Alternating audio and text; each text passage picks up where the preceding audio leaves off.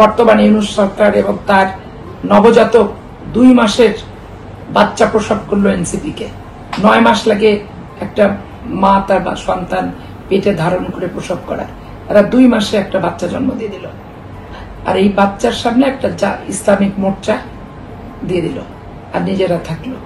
এবং এই 3 মাথা একত্রিত হয়ে ব্যাপক হারে তারা বিশৃঙ্খলা করছে এবং ব্যাপকভাবে তারা অপপ্রচার চালাচ্ছে। ব্যঙ্গাত্মক কার্টুন ছবি আজকে তারেক রহমানের নামে তারা ছাপায়। তারেক রহমান 1/11 থেকে যে কষ্ট, যে দুঃখ, যে শারীরিক নির্যাতন, যে নির্বাসনে সে আছে, এটা তো হাসনাত সার্জিসটা ছিল না।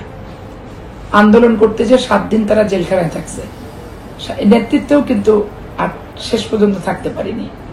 অন্যান্য ছেলেরা নেতৃত্বে ডাক দিছে, আমরা সাধারণ মানুষরা নিজেরা ফেস যারা, এরা বাদ দিয়ে আমরা আমাদের সমর্থকদের ভিড়াই দিছি।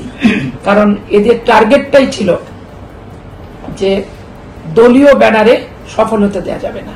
ইন্টেনশনালি গায়ে পড়ে পায়ে পা বাঁধায় ঝগড়া করার জন্য এনসিপি এগুলো বক্তৃতা দিচ্ছে। তার কারণ হচ্ছে যে শাপলা হচ্ছে জাতীয় প্রতীক, শুধু না, জাতীয় লোগো, বিডিআর এর লোগো, আর্মির লোগো, স্পিকারের লোগো, রাষ্ট্রপতির লোগো এবং গণপ্রজাতন্ত্রী বাংলাদেশ সরকারের লোগো হচ্ছে শাপলা। কিন্তু ধানের শীষ কি গণপ্রজাতন্ত্রী বাংলাদেশের লোগো? ধানের শীষ কি বিডিআর এর লোগো? ধানের শীষ কি আর্মির লোগো? ধানের শীষ কি রাষ্ট্রপতির লোগো? ধানের শীষ কি স্পিকারের লোগো? এই জিনিসটা এরা বুঝতেই চাচ্ছে না। এরা বাধাবাধি করতেছে কোথায়? শাপলার যে চিত্রটা, ওই চিত্রটা শাপলা তো পানিতে হয়। এখন একটা ঢেউ দেখালো, ঢেউয়ের পাশে ধানের শীষ দেখালো, কিছু লতা গুল্ম দেখালো, এখন ওই হিসেবে ওরা ওই ধানের শীষের দিকে তাকায় আছে।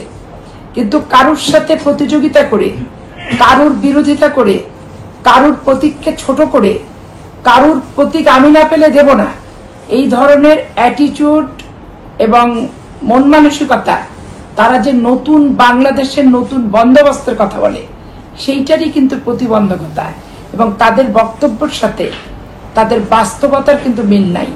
নতুন বাংলাদেশের বন্দোবস্তের প্রতিহিংসাটা পরিত্যাগ করতে হবে, রাজনৈতিক সহমত জাতীয় ইস্যুতে থাকতে হবে এবং নিজেদের মন মানসিকতা, রুচিবোধের এই যে পায়ে পা লাগায় গন্ডগোল করার প্রবণতা, এইটা তো অতীতের ইতিহাস।